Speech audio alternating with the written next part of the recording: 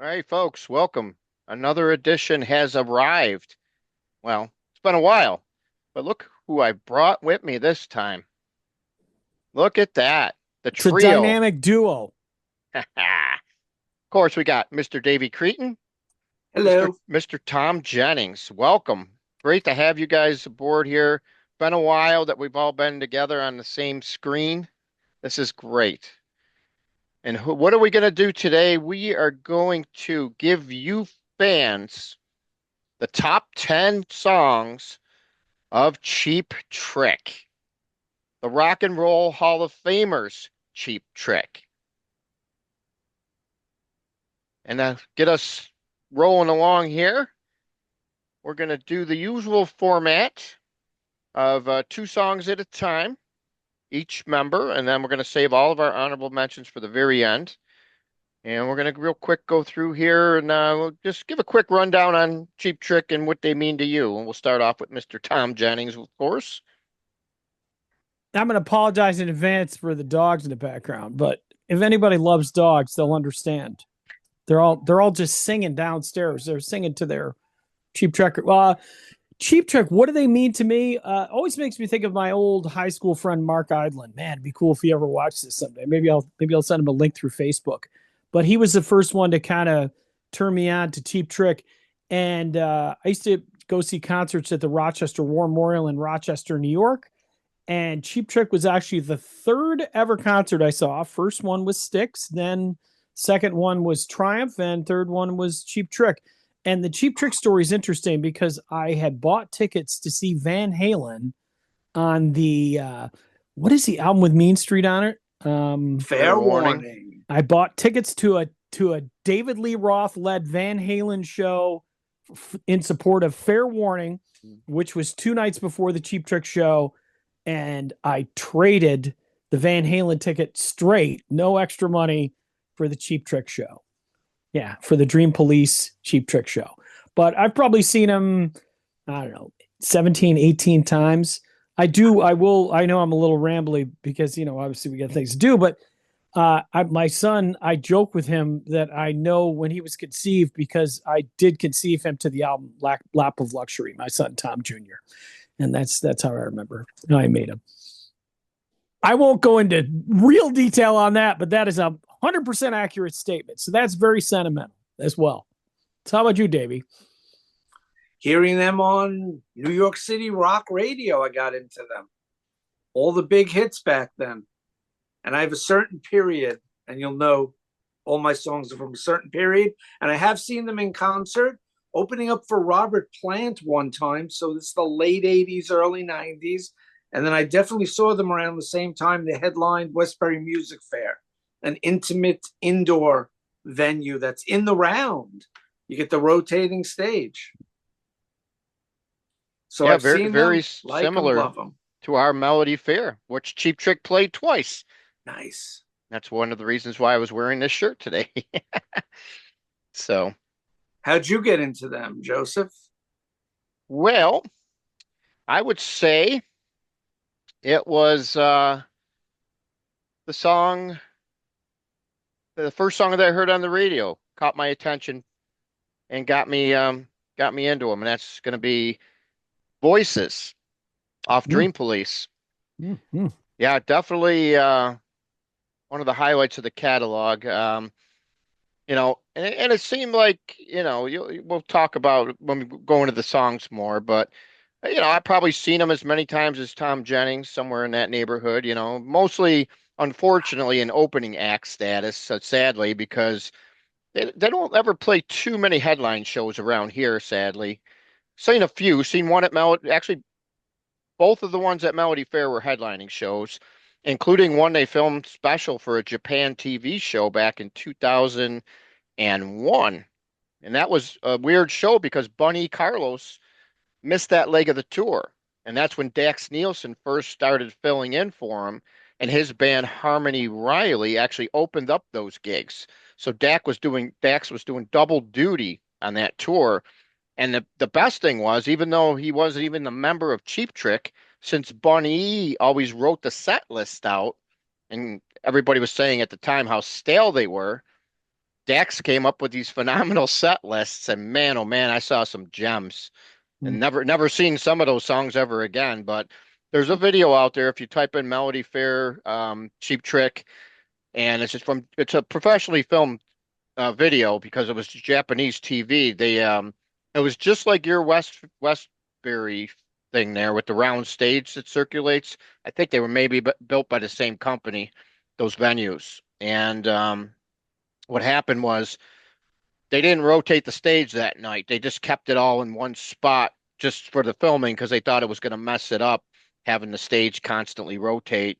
So we got a really great show and a really phenomenal set list. Some of those songs, like I said, I never ever got to see live again. So there you have it. There's my love affair for Cheap Trick, and yeah, definitely this band is even though they're in the Rock and Roll Hall of Fame, they're still to me probably one of the most underrated bands of all time. I still don't feel they get all the credit that they deserve. I mean, Robin Zander is one of the greatest singers of all time, and whenever people talk about greatest singers, I don't even hardly ever hear his No. name mentioned, as it should be, because this guy can sing, ballads, he can sing all out rockers, and he's just phenomenal. So we'll talk about that as the songs go on, but we're gonna turn this back over to my good friend Thom Jennings for his number 10 and number 9. And you, sir, are a good friend as well, Mr. Joseph Sudo. Thank you. My number 10 and my number 9. You guys might have the number 9. I don't know if you'll have the number 9. I'll start with number 10. It's a song called Shelter. It's on the Red Ant 1997 self-titled Cheap Trick record, which to me, you want to talk about underrated, underappreciated, underloved. That record is pretty amazing. I got to meet them on that tour. Actually, they opened up for ZZ Top when I saw them. We could do a whole show on just everybody Cheap Trick is open for. And then my number 9 is, but Shelter. I mean, just before going for that, I mean, if you can listen to that song and not just have it feel like your heart has just been ripped out, then check your pulse, man, because that song is just, I don't know, it's so beautiful. And I did get to see that perform live on that particular tour, but never again since.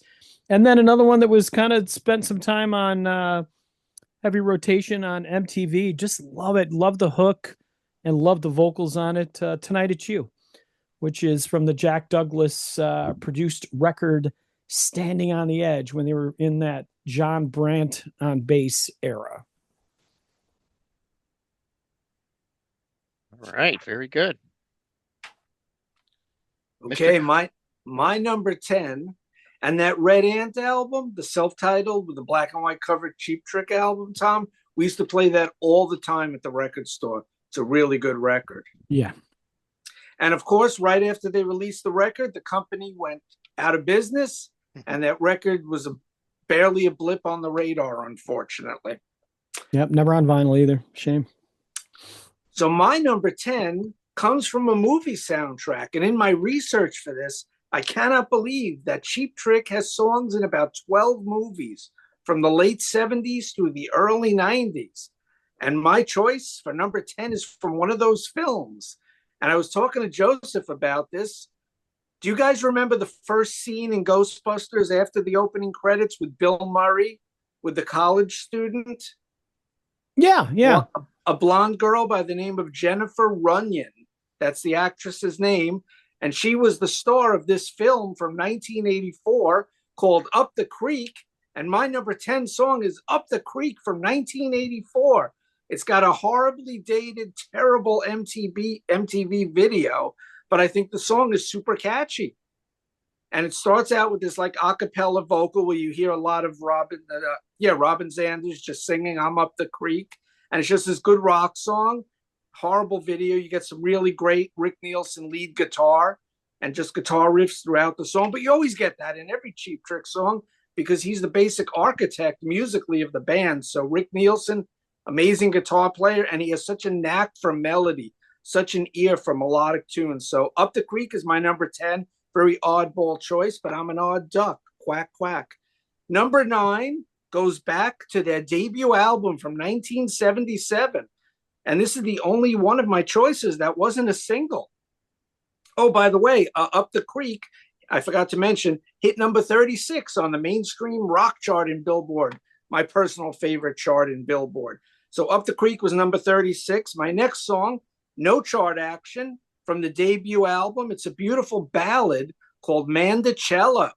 Mm. And Rick Nielsen's playing and the pacing of the song and Xander's vocal. You get that cool 8-string bass from Tom Peterson. Love that song. Mandocello's my number 9. Up the Creek, number 10. Over to you, Joseph. Right. Yeah, good choices I didn't see coming. Definitely Yes. neither one of them, actually, to tell you the truth. Yeah, Tom's choice was out of left field too from the Red Ant album, self-titled. All right, so my number 10 is one that Tom just mentioned. The lead single from Standing on the Edge, Tonight It's You. It's a great song, peaked at number 44, just missed the top 40. Who knows what would have happened if it would have gotten there. But I would say this is one of the songs that it was one of the songs, probably their best song from their period from the one-on-one up until they came back to life with Lap of Luxury. That period in the 80s was a really, you could just see they were just falling and then they just couldn't get up. I mean, it's hard to believe, the record company was ready to drop them. They forced them to go with the writers on the Lap of Luxury album. Most of those songs are, not a couple of them are written by the band, but for the most part, they had to use a lot of outside writers, and then that's one of the reasons why the band themselves aren't really too high on that album, sadly. But like Tom said, that album holds a special place in his heart, obviously, for various reasons. Number 9, we're gonna go back to the second album, In Color, and the song Downed, written by Mr. Rick Nielsen. What a great song! This is one of those songs that the band doesn't really play a lot over the years, but when they played it the last couple years, they had Robin's son doing the lead vocals on it. Interestingly enough, not sure why, but not quite having the same effect as Robin, but he did a good job on the song. I cannot say assure people on that one. Yeah, Downed definitely. One of the songs, I think this band has so many great songs, and you're going to see that these lists are going to be varied, I would assume. It's just an oddball that me and Tom happen to have the same song within our first few picks here, but I don't think we're going to see a lot of that as we go forward here. But let's find out. Mr. Jennings, what do you got for number 8 and 7? Well, I will say that I do have one of Davey's on my list, but it's higher up. And yeah, great choices. But you're right. I mean, it's just like so many great songs. I mean, yeah, if I did this list in a week, it might be a little different. I will say before I go any further, I when I put my first list together, I dropped any song that was not written by Cheap Trick. That was covers and songs that were written by outside writers as well. So I tried to stick with stuff that was all written by Cheap Trick. And speaking of Robin Zander, he's the one that gets the solo writing credit on this particular fantastic number, which is both great electric and acoustic, thanks to the amazing production of Todd Rundgren. I had to mention him at least once. I Can't Take It. I can't take it alone. I knew we were gonna have it on there. I knew that. It's a great song. I love that one. The record, it's minimalist kind of production. It certainly didn't do that great. I love this single. They still play it fairly regularly. Number 7, man, you want to talk about, to me, an album that is so underappreciated. One of the things we haven't really talked about is just a list of producers that Cheap Trick has used. I just mentioned Todd Rundgren. I mentioned Jack Douglas.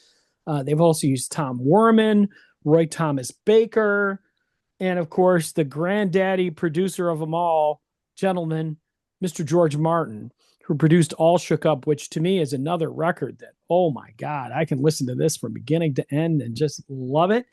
And the song that starts it out, great live number as well, Stop This Game. So that's my number 7.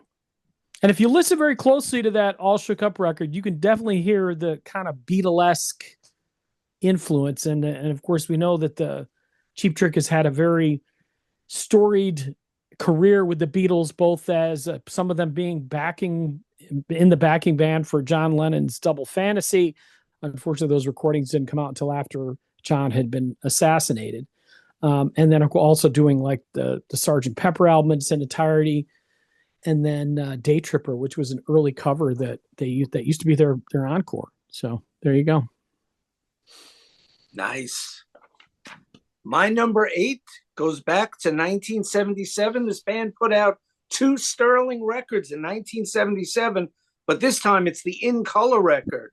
And I'm talking about Southern Girls. Ooh, love that one. No chart action, but it's a great upbeat rock song, some cool piano in it. It's just catchy as hell. Amazing song. Southern Girls, my number 8. And those Southern Girls, they are beautiful. So the band knew what they were talking about when they wrote it. Moving into the early 80s for my number 7, the One on One album from 1982. And it's If You Want My Love. That is my number 7. It charted at number 45 in the US, number 11 on the mainstream rock chart, number 2 in Australia, and it's a gold-selling single in the land down under. The Netherlands, number 26, and in the UK, number 57. So it had a lot of chart action, especially in Australia. So If You Want My Love, another catchy song, great melody, melodic, wonderful. That is my number 7. If You Want My Love, number 8, Southern Girls. Right. Nice. I love Southern Girls myself. It almost made my list. It was just a tough one. Like Tom said, you could do this list in another week and it could be, a little different because they just have so many songs you can switch in and out. I mean, I think it would be really hard. I can understand why these guys have a hard time making a set list nowadays because they could play anything from 1 to 50 different songs and just change it up all the time. It's just amazing. Just No the doubt. first 4 studio records. You could just make a top 10 out of the first 4 albums. Yeah, it's crazy. All right, so my number 8, we are going to dig into that famous Red Ant album. Again, Ooh, the yeah. self-titled 1997. And we're going to say goodbye. Love this song. Lead single peaked at number 19 on the bubbling under the Hot 100 charts. And as David Cretin would say on his mainstream rock charts, number 39.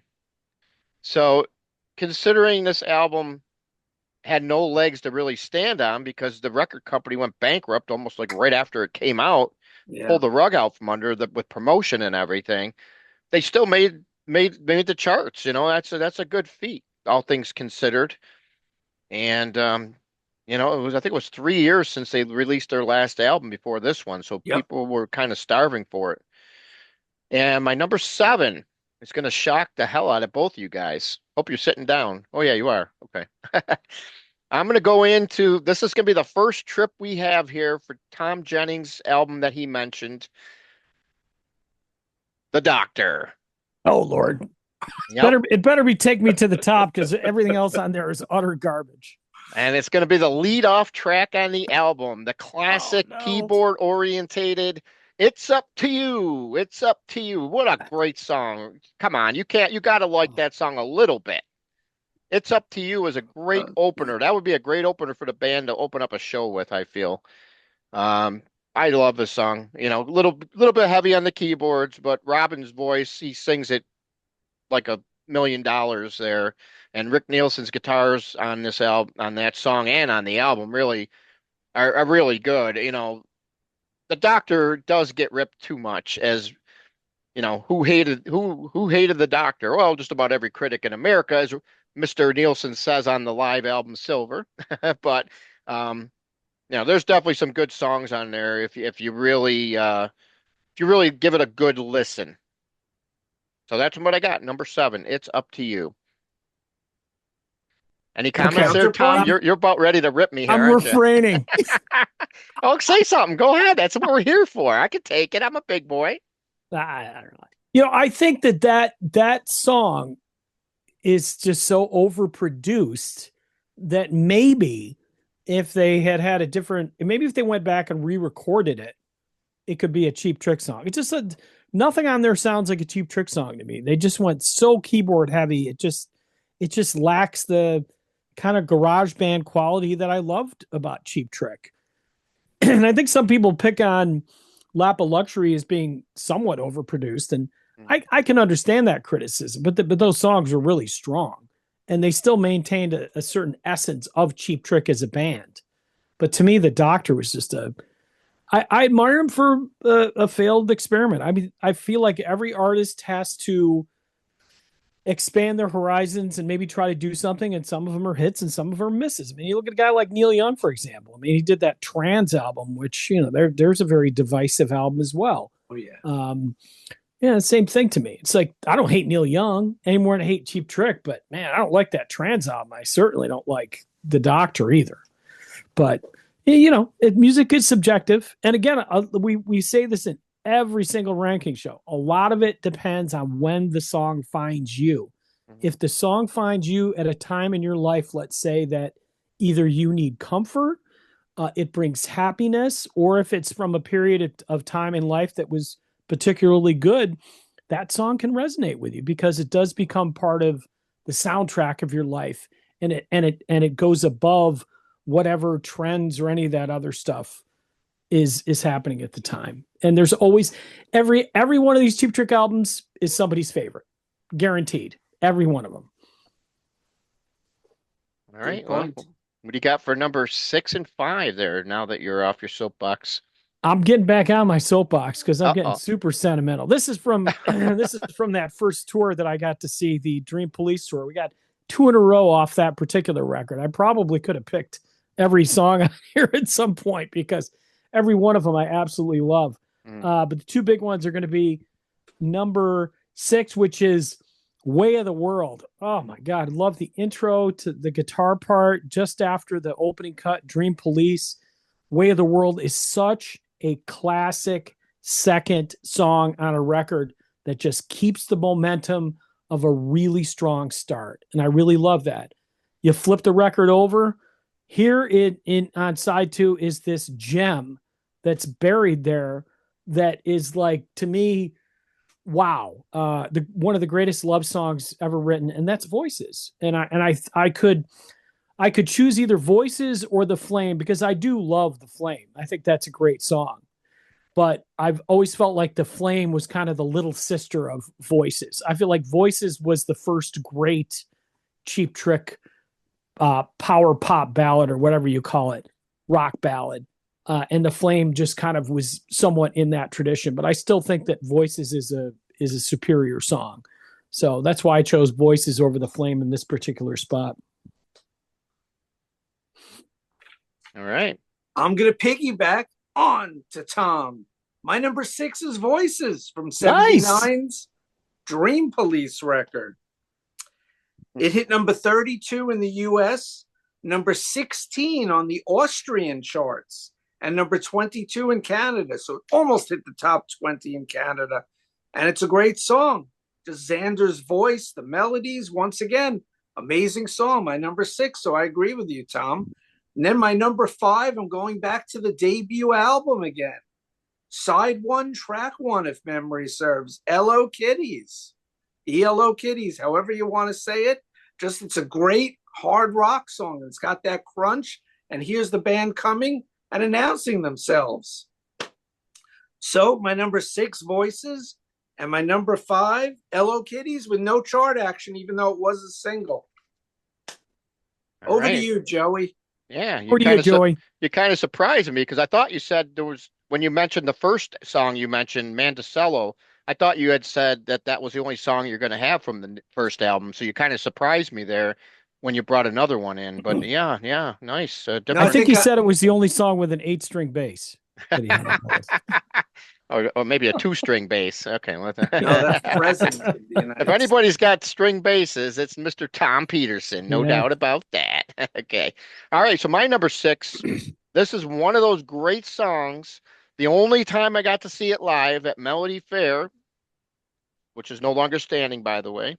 Um, from the 1997 album, self-titled Cheap Trick, The Great Carnival Game. What a great song. You familiar with that one, Thomas? Is that a special one? Or is that on Woke Up with a No, it's on Monster? 97. The Red Ant album. Red Ant. That's on the Red Ant album? Yep. Oh, goodness. Yeah, it was. I couldn't believe it. It was one of those. That was that special show they filmed for Japan, and they had it on there. It was what a phenomenal treat it was seeing that one live. They probably played it live maybe a handful of times since.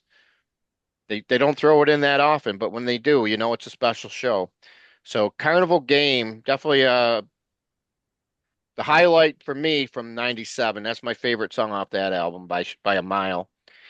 My number five, we're gonna go back and check in with the Doctor. Two songs from the Doctor. Look at Thom Jennings. He's ready to hide underneath his desk there. But this one you can't deny me because it was on the live album Silver. Uh-huh. And hands down, the best song on the Doctor, Take Me to the Top. Great song, highly underrated. And the version that they played in that concert, definitely, I think it's better than the studio version. Would you say that much for it? Yeah, I think that the version on Silver actually proves my point at just how poorly produced that record is in terms of, and when I say poorly produced, I mean poorly produced for a band like Cheap Trick. That sound probably could have worked for somebody else. And I don't really remember the trends at the time musically or what they were trying to do. Maybe just everything was so keyboard heavy they thought that they were going to be able to hop on a trend or whatever. But the version on Silver, which, I mean, anybody who hasn't heard the Silver album, I mean, there's so many just pinch me moments on that record. And I love Budokan. I have the complete Budokan. I've got all kinds of Cheap Trick live recordings, especially from the early years, that are phenomenal, but nothing touches Silver. To me, that was just between the guest appearances and everything. And that version of Take Me to the Top is one of those moments. It's just one of those real highlights. Robin sings it.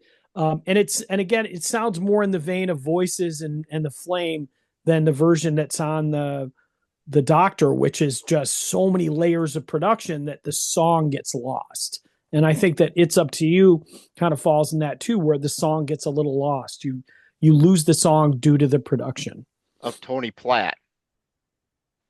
Yeah, I don't even know who Tony Platt was. He must have been somebody that was famous, and they were just trying to ride some wave. I'm sure there's a whole story behind it. But obviously, that's the only album that he did. Thankfully. Yeah. All right, moving on. What do you got for your number? Wow, we're going up to the top four now. What do you got for four and three? Probably, I that Red Ant album is up there for me, but I think my favorite Cheap Trick record, save the live record Silver and Budokan and some of the other ones, has always been Heaven Tonight. Another record that just has some great songs on it. I could have said Auf Wiedersehen. I could have said, California Man, anything. But this song to me is the one that rises to the top. Well, Heaven Tonight, the title cut too. But anyhow, On Top of the World, and you can't get any higher. Great song, just a great live song. I remember seeing it live on that first tour. Just so much energy, everything that you love about power pop, just hooks, playing everything. Just a phenomenal song. And then number three, going along kind of the same vein that Davey did with Up the Creek, which I love that song too, by the way, Davey. I thought that was a great choice because I remember watching that cruddy movie and hearing the song and going, man, that's Cheap Trick. Wow, that's a pretty good song. But my favorite movie soundtrack song comes from a movie called Roadie, which starred none other than Mr. Meat Loaf, the loaf himself, and it would be the song Everything Works If You Let It. Mm-hmm. And I think this is a kind of a great, I just love the hook. It also came out at a time when I was breaking up with a girl. So I kind of use this as my refrain to that young lady to not break up with me, like, hey, let's work it out. Everything works if you let it in your heart. But yeah, I love the way Robin sings this song. I wish it had been a single. In fact, I think it originally in addition to coming out on the Roadie soundtrack, there was a there were these records called new discs, NUDISK. I don't know if you remember these, Davey, from your record store days, and they were smaller. I think they weren't quite 12 inches. They were like the size of an EP, but they all contained 4 songs. And it had this one. There was a version of Day Tripper on it, live version of Day Tripper, and a couple other stuff that was left off of live versions that was left off of Budokan. But this song, everything works if you let it. If you let it in your heart. Great song. Do you guys know it? Oh yeah. Oh yeah, that's a classic. It was a single, and more about that later. Yeah. There you go. Found All Parts, it was called. Found All Parts. Yep. Found All the Parts, yes. Yeah. And that was only Sony that did those EPs. We just called them EPs that came back out in the day. The other 2 bands were like unknowns.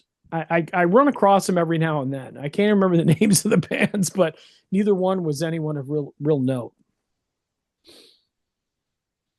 And in fact, wait, if I remember now, it was the 45 that was stuck into Found All the Parts. It wasn't even on the actual record itself. I think the 45 was inserted into the new disc.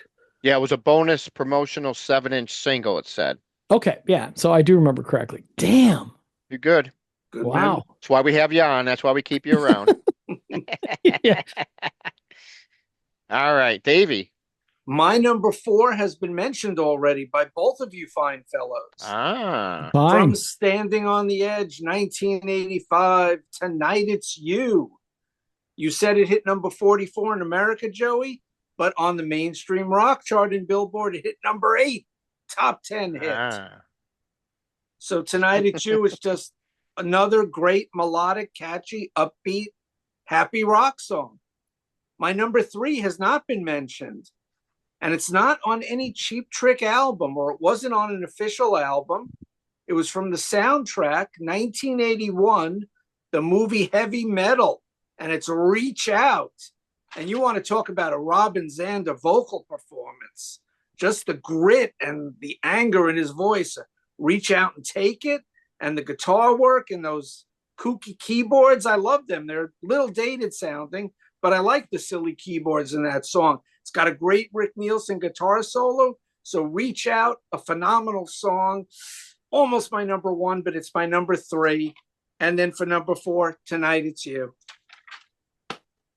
All right. Well, yeah, definitely. I'm not even too familiar with Reach Out. So going to have to dig up on that one there. Have you seen the Heavy Metal movie, Joey? Yeah, I'm not a fan of that movie.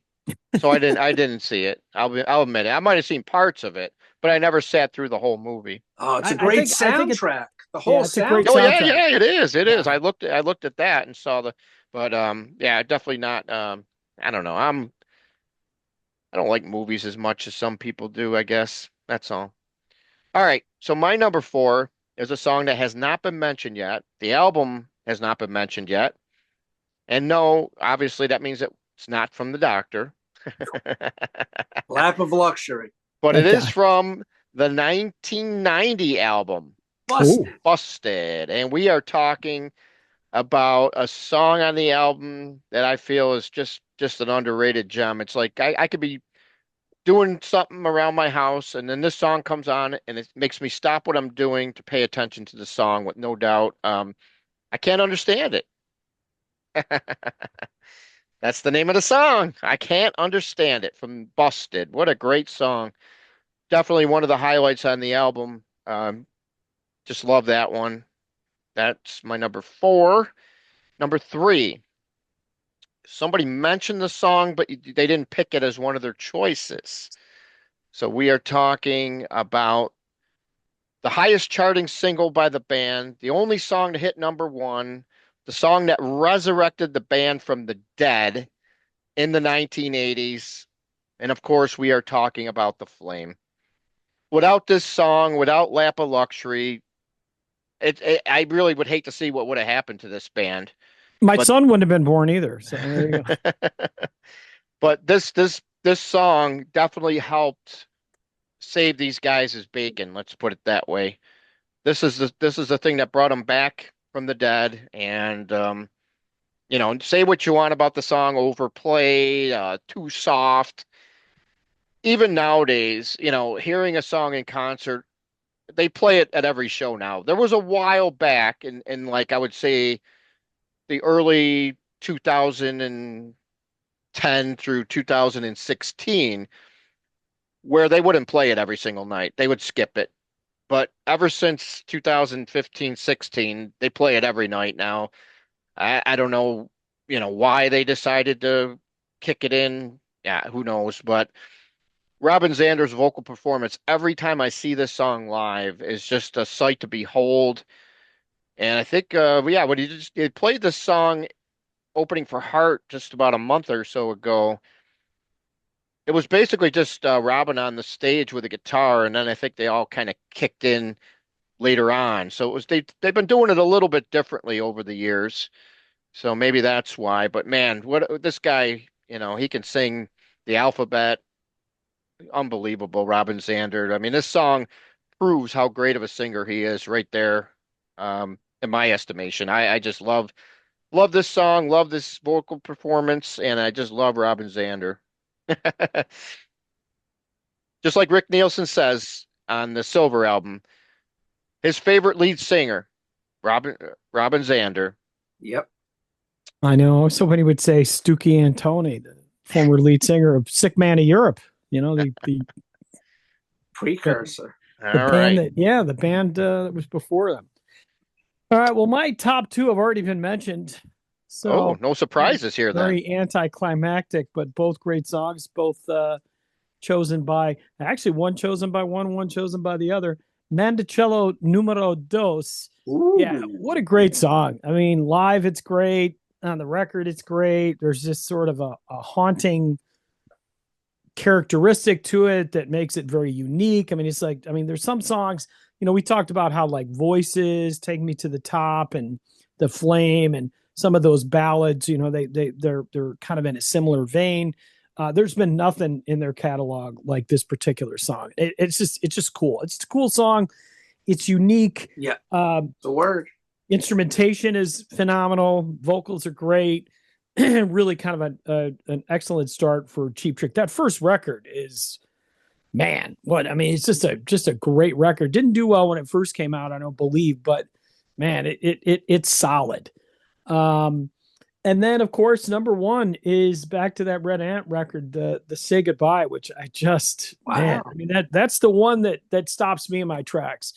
It was the one where I remember like hearing it on the radio and going, holy crap, that's a great song. And I've only seen it perform. I think I only saw it performed live on the tour for the Red Ant album. But man, I don't know. Maybe it's just a tough song to perform live, but man, the studio version. But that record, it was just done so well. And in some ways, it being black and white cover with the Cheap Trick logo, it was almost kind of going back to their roots of the first album, the debut album. But it still had that kind of great kind of Cheap Trick power pop sound. And then they were the power pop pioneers, let's face it. And I think of everybody, you think of like The Conversation has bands like the Raspberries or Sweet, some other bands. I still think Cheap Trick was the best. They absolutely refined, defined, and just made power pop their very own. They are the Rolling Stones of power pop. With beefier guitars, yes. Yes. Okay, my top two. The first one has not been mentioned, my number two. The title track of Dream Police from 1979. Love that song. It hit number 26 in the US, number 5 in Australia, number 9 in Canada, 28 in the Netherlands, and number 7 in New Zealand. Dream Police, just a great song. It rocks. Great keyboards. Here, the keyboards I really like on that song. And just the guitar lines and the vocals in that middle section where you hear the bass. Phenomenal song. Dream Police, almost my favorite Cheap Trick song. My favorite Cheap Trick song has been mentioned. from All Shook Up 1980, hit number 48 in America, number 32 in Canada, Stop This Game. And I just think everything about that song, the way it starts, the keyboards, the George Martin production, just Xander's vocals, the instrumentation, easily my favorite Cheap Trick song. And it's hard to pick a favorite song because these guys have so many phenomenal songs, especially from that early period up through Standing on the Edge, I would say. So that's my number one, Stop This Game. Number two, Dream Police. Over to you, Mr. Pseudo. Yeah, I didn't expect you to have like such a common song in the top two, and then you come back with Stop This Game. Great song, don't get me wrong. Um, yeah, but yeah, you definitely threw me. I didn't expect to see those two at the top of your list there. Nice. That's why we like to do these. Good choices for sure. All Thank right, so you. my choices you guys probably won't like, but too bad. But Are well, either of them from the doctor? no. Well, then you'll be okay. Okay, thank you, Tom. I'm glad I got your blessing. Have you listened to The Lamb Lies Down on Broadway recently, Joe? I have. It Almost isn't. did a spit Referred take. to earlier episodes for that reference. You almost got me, Tom. But we're gonna. All right. Well, we're gonna refer now to number two, which is a song that has not been mentioned. It peaked at number 33. Was a big video on MTV, and we're talking, of course, about Ghost Town, Ooh, a ballad off of Lap good of one. Luxury. Yep. Always love this song. And yes, folks, I got to see it live once at that famous show that they did a special show recording. And that's one of those songs that if they play Ghost Town, it's like a one, go play the lottery because you're gonna probably win if they play it at a concert near you. They've only played that one a few times since. And yeah, every time it's mentioned, you know how Cheap Trick posts their set list on Facebook like after every show. If Ghost Town is mentioned, you go through the comments, and then there half the comments are about the people just loving that song and wishing that they were at that show to see that performance. Just a great song. That's how much of an impact a song can have on the fans. They just love it, and that's always been one of my favorites.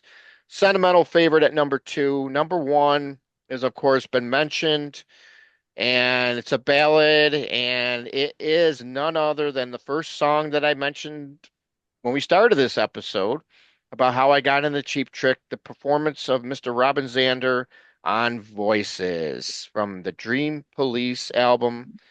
Voices peaked at number 32, and only got to see this song live once. They played it at the Avalon Ballroom Theater in Fallsview Casino, and man, oh man, what a performance. To see that one live, if you ever get a chance to see that one live, that's a treat and a half, let me tell you.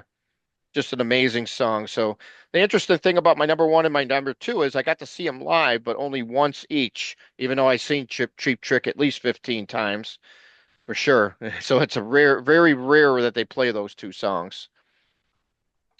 And there you have it. So that's what I got from my number two and one. And we got some honorable mentions, I think, here. What do you got on your up your sleeve there, Mr. Thom Jennings? Well, let me check up my sleeve here.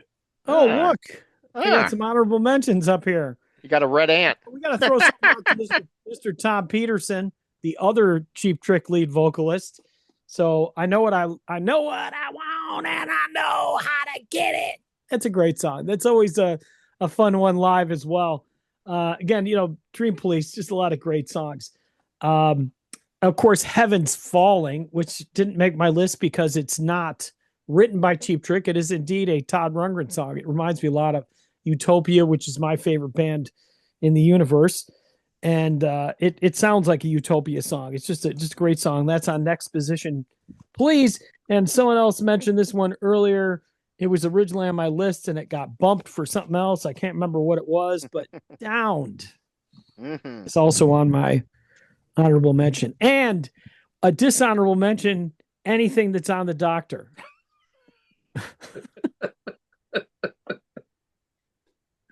Oh, how could I follow that? My number 11 is from Dream Police, also 1979. The epic Gonna Raise Hell. Yeah. Xander's vocals on that song, just so aggressive, so aggro, so angry, and so darn good. Love that song, Gonna Raise Hell. Just missed my top 10. Number 12 was mentioned by Mr. Thom. Everything Works If You Let It, from the Roadie movie. Number 44 as a single in the States, so it almost hit the top 40, and it hit number 40 in Canada. Another great song, just that guitar riff from Rick Nielsen. Excellent, excellent. Number 13 is also a soundtrack song. The other Cheap Trick song from the heavy metal soundtrack, 1981. I Must Be Dreamin'. No G at the end of Dreaming. I Must Be Dreamin'. It's just such a weird song. It has sort of an Asian vibe to it. It has weird keyboard sounds. But when it kicks in and just that Xander vocal is just that anger, that aggression. He has such a great rock voice. But like you said, Joey, he could sing a tender ballad also. So that's my number 13. I Must Be Dreamin'. Over to you, sir. Okay. All right. Yep. We'll end it off here with number 13 for me will be Busted, the title track. I always liked that one. It seemed like Xander was really busted, busted. I don't know. I just always liked that song. It definitely seemed to me that it was one of those songs that just never. And that was the one when I first heard the album. I thought it would be a single, and obviously it never was. But not sure if I saw that one live or not. I can't quite remember. I'll have to check my old annals here on that one. But that's what I got for number 13, written by Nielsen and Xander. And number 12, we are going to go back to an album that me and Thom Jennings have mentioned numerous times today. Back to 1997. What a glorious year that was for that album. And I've got Hard to Tell. Yeah, great Another song. gem off the album. Man, that album, you're just like you said, Thom, there's so much a lot of hidden treasures on there too. You can pick up on the stuff that's catchy. Then if you just let the album keep playing, you're gonna find more stuff on there. It's just, it all comes back to you, I guess. But You know what's interesting about that record? mm, It's the drums. The drums sound really big on that record. I don't know what it is. Like it's just, I mean, Bunny Carlos has always had that really heavy snare sound, which I've always loved. But man, there's just something about the drumming on that 97 record that the way they captured it just permeates the whole record. It's just amazing. yeah. All right, and then my final honorable mention is going to come from Heaven Tonight, and no, it's not Surrender, folks. It's a song that Mr. Thom Jennings mentioned, On Top of the World, a great concert Yeah. favorite. It's a great Cheap Trick concert when they're playing On Top of the World for sure. Just a great, that was on the set list the first time I ever got to see the band, which is in must have been 1988. Saw him in a ballpark, Exhibition Stadium up in Toronto, opening for Aerosmith. You talk about a great double bill. And man, what a show. That was one for the ages because they played a lot of songs from Lap of Luxury. And then you still got all the good stuff.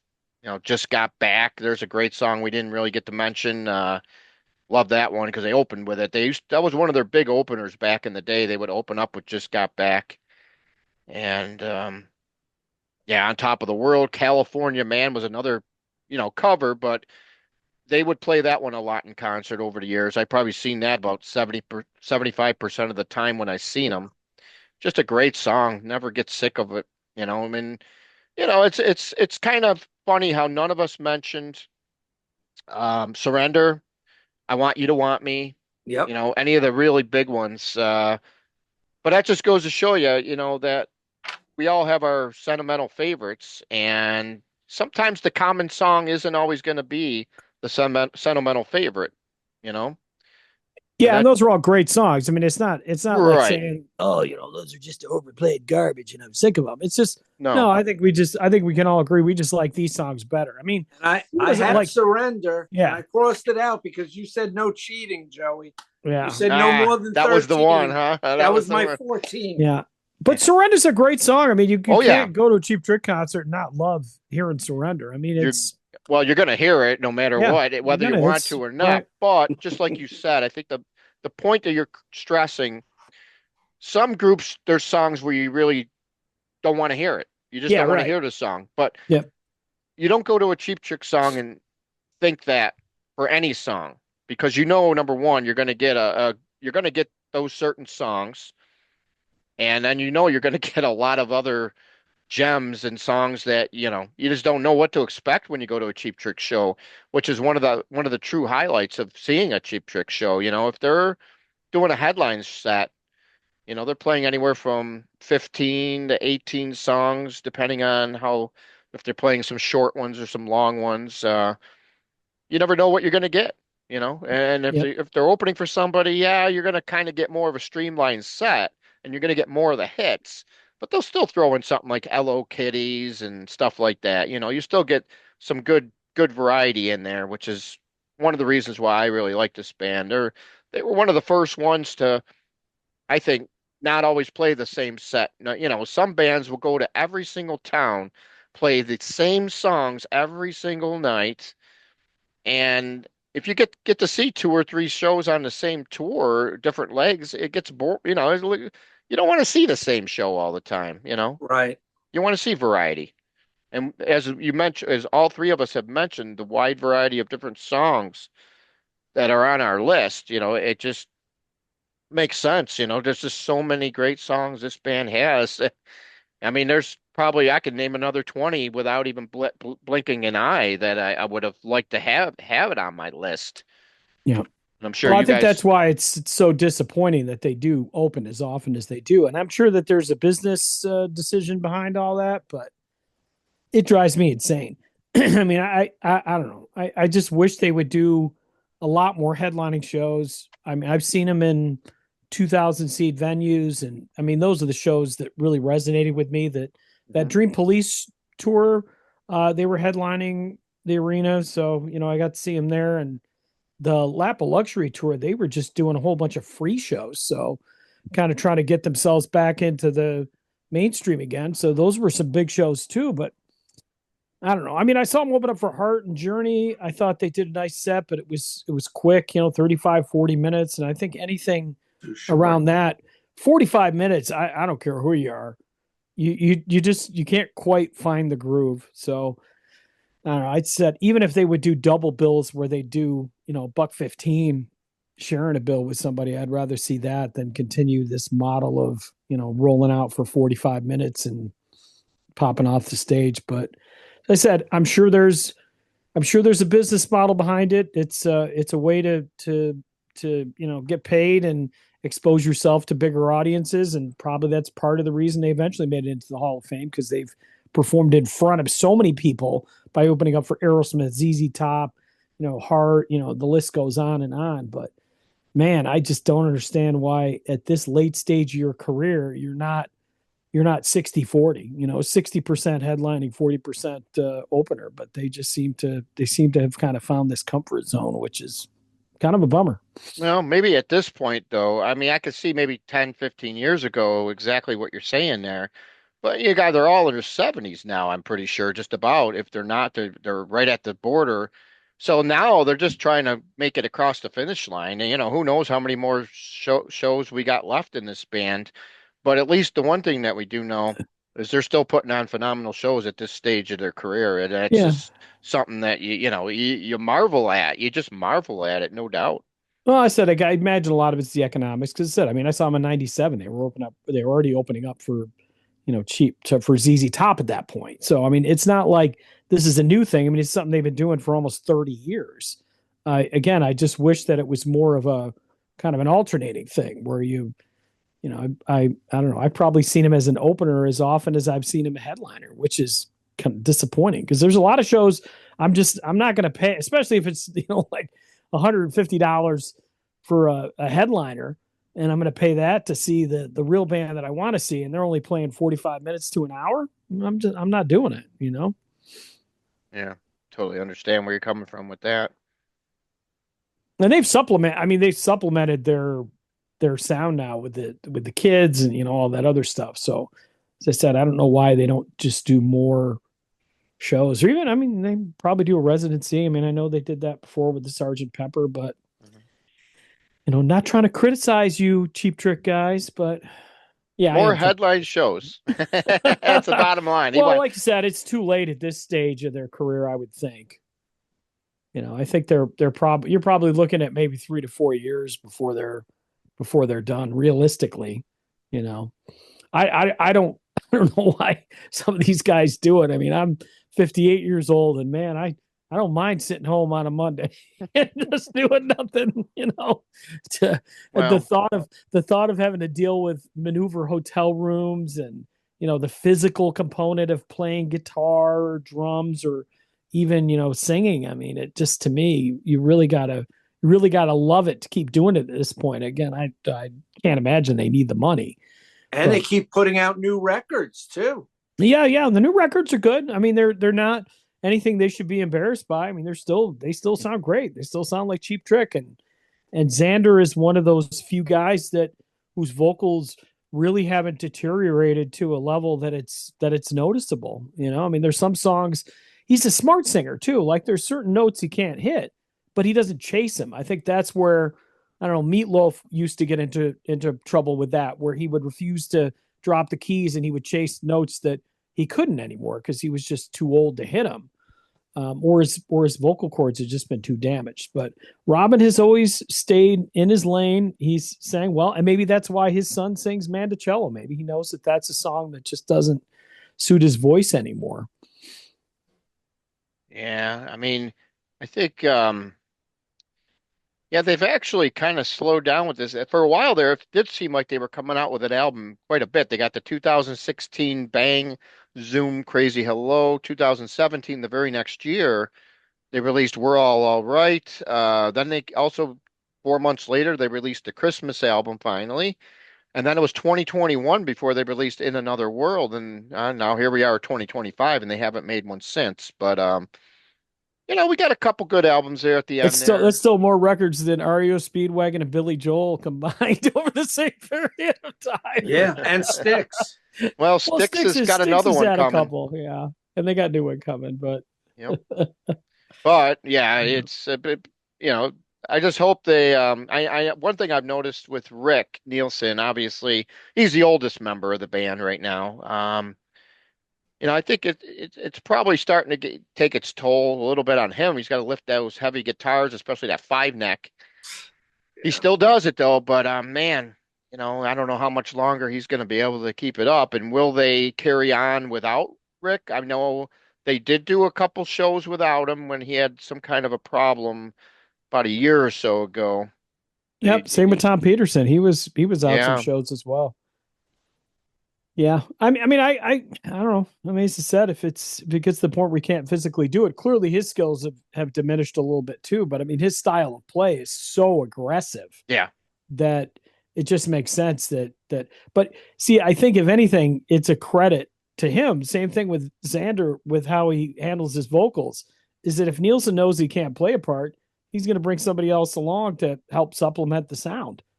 And to me, I'd rather have a guy do that than sit there and just struggle and sound like crap, or just pump in the guitar, which we know that there's been national acts that have done that too, where yeah. the Oh, yeah. guitarists can't really play that well anymore and they'll just pump in the Pump it parts. in, So, yeah, which I is mean, lame. they're always live. I mean, as far as Cheap Trick, I mean, Yep. they are a live band. They always play live. Any closing thoughts, Davey Cretin? No, great band, amazing catalog, except for the one album that Thom hates. Oh, so you're saying you don't hate it, just Tom hates it? We'll throw it on Thom. Oh, he hates it. He admits he hates it too. Fair enough. Excellent band. Yeah. I'll give it another listen, Joey, so I can just trash it some more. Now, don't get me wrong. There's like probably 6 songs on there that you just want to blow right up. But I think there's 4 decent ones on there is what I'm looking at roughly.